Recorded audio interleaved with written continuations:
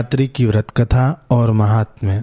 इसे महाशिवरात्रि के दिन अवश्य सुनना ही चाहिए। इससे अद्भुत पुण्यों की प्राप्ति कही है।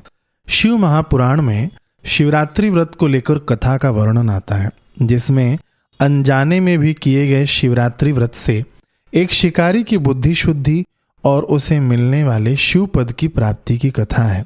शिव पुराण में महात्मा सूत जी नैमिषारण्य में ऋषियों से बताते हैं कि प्राचीन काल में किसी वन में गुरुद्रुह नामक एक भील रहता था। वह बड़ा बलवान था और क्रूर स्वभाव वाला था। उसके हृदय में दया का कोई भाव न था।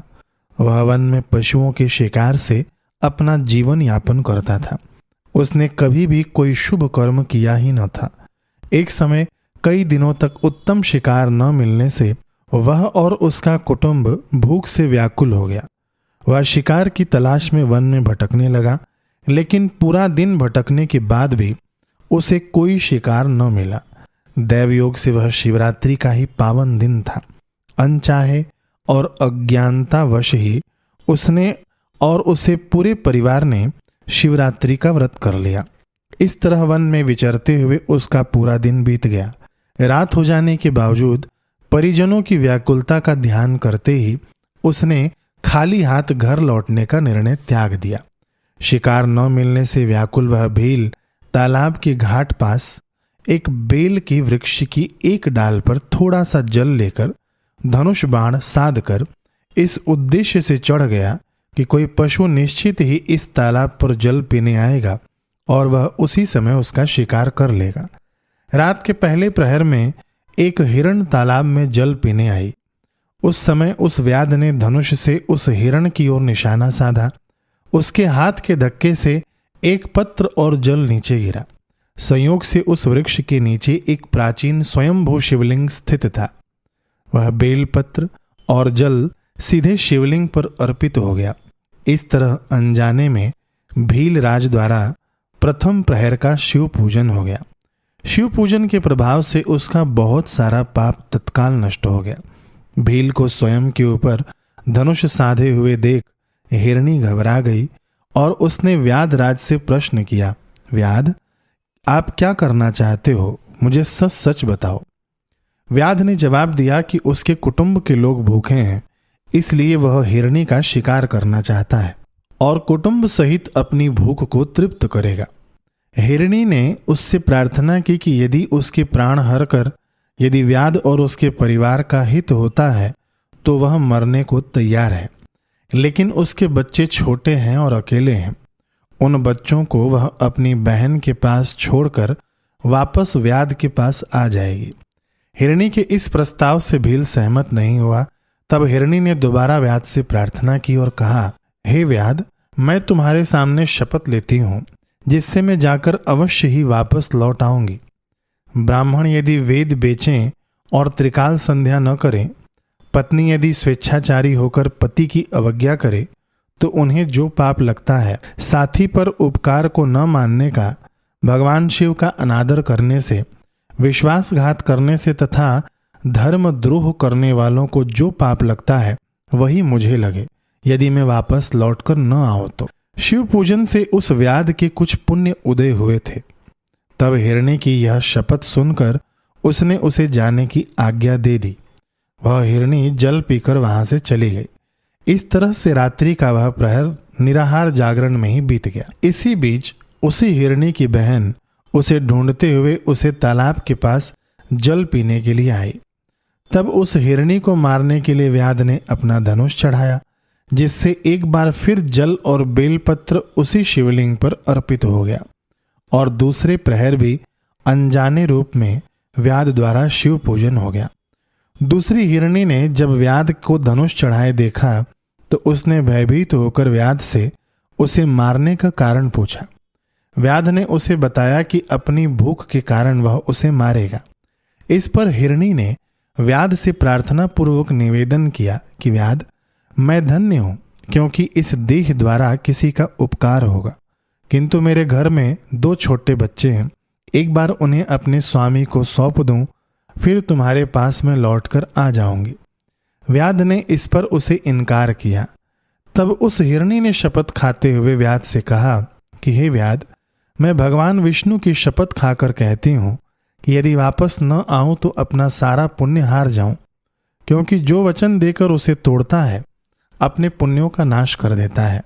जो पुरुष अपनी स्त्री से धोखा कर दूसरी स्त्री के पास जाता है, जो वैदिक धर्म का उल्लंघन कर कल्पित पंथों पर चलता है, जो विष्णु जी का भक्त हो शिव जी की निंदा करता है, मृत माता पिता का श्राद्ध न कर उनकी तिथि को सूना बिताता हो, मन में भार रखकर वचन पूरा करता हो, तो उन्हें जो पाप लगे वही मुझे लगे, जो मैं वापस लौटकर यहां न आऊं तो।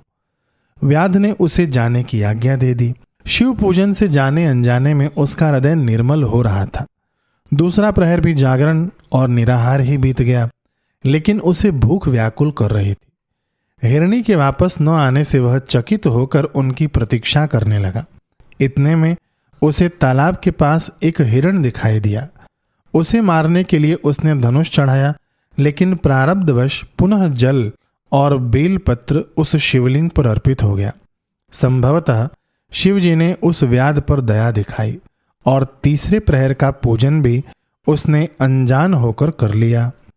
पत्तों के गिरने से सावधान हो हिरण ने व्याध से पूछा कि वह उसे क्यों मारना चाहता है। व्याध ने पुनः अपने कुटुंब पोषण का तर्क दिया। हिरण ने कहा, मेरा रुष्ट पुष्ट शरीर यदि आपके कुटुंब के रक्षणार्थ उपयोग होगा तो ये मेरा सौभाग्य होगा। जो परोपकारी नहीं उसका सब नष्ट हो जाता है। जो सामर्थ्यशील होकर उपकार नहीं करता परलोक में वह नरकगामी होता है। मैं एक बार अपने बच्चों को उनकी माता को सौंपकर तुम्हारे पास लौट आऊंगा। इन घटनाक्रमों से व्याध को बड़ा विस्मय हुआ।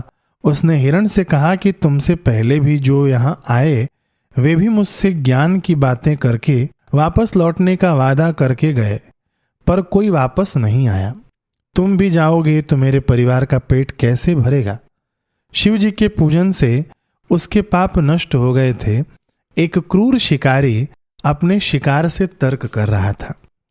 हिरण ने व्याध से कहा, मैं जो कह रहा हूं वह सत्य है। समस्त चराचर ब्रह्मांड सत्य पर ही टिका हुआ है।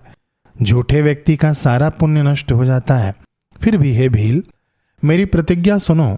संध्या काल में मैथुन, शिवरात्रि के दिन भोजन करने से, झूठी गवाही देने से, दूसरों की धरोहर हड़पने से तथा संध्या न करने वाले द्विज को जो पाप लगता है, जिसके मुख से कभी शिव जी का नाम न निकले, पर्व के दिन श्रीफल तोड़े, अभक्ष का भक्षण करे, बिना शिव पूजन कर भोजन करे, तो उन्हें जो पातक लगे वही मुझे लगे यदि मैं यहाँ वापस न आऊं तो।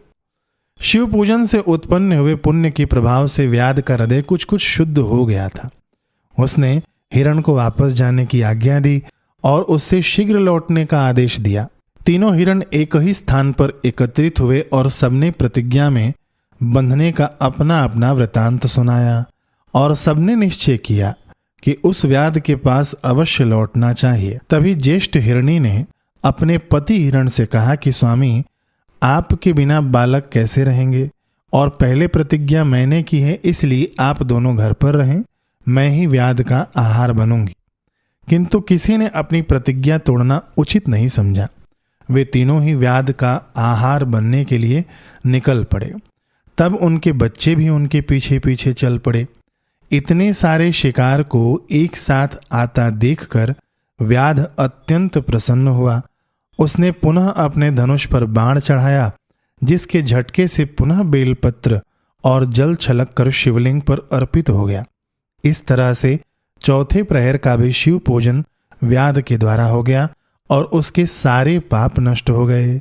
सभी हिरणों ने व्याध से कहा कि हे व्याध, शीघ्र कृपा करके हमारी देह को सार्थक करो।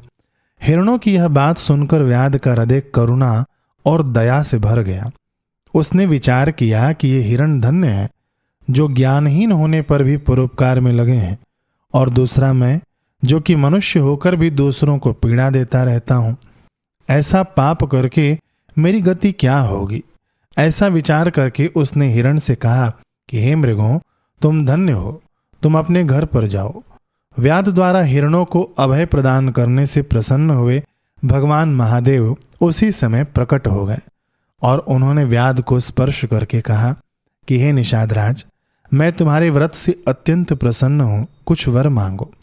भील शिव जी को देखकर तुरंत जीवन मुक्त हो गया और मैंने सब पा लिया कहते हुए भगवान के चरणों में गिर पड़ा। तब शिव जी ने उसे वर देते हुए उसे गुह नाम दिया और कहा कि हे व्याध, मैं तुम्हारे पूजन से अत्यंत प्रसन्न हूं।